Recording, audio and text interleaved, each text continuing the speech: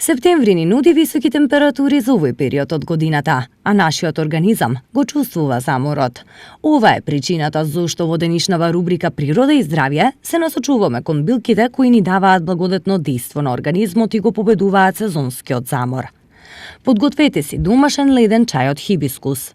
Леден чај од хибискус е одличен за освежување и победа на заморот. Тој е богат со антиоксиданси и витамин С, со тоа што истовремено ја прави кожата поубава и ни помага во хидратација. Ледениот чај од нане е уште еден начин за да се победи сезонскиот замор.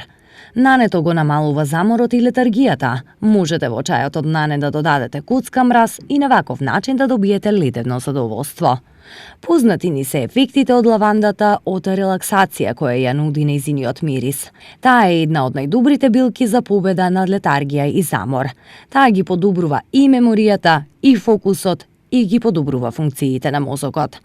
Можете да направите обична лимонада во која ќе додадете малку лаванда. Тоа е одличен освежувачки пијалок.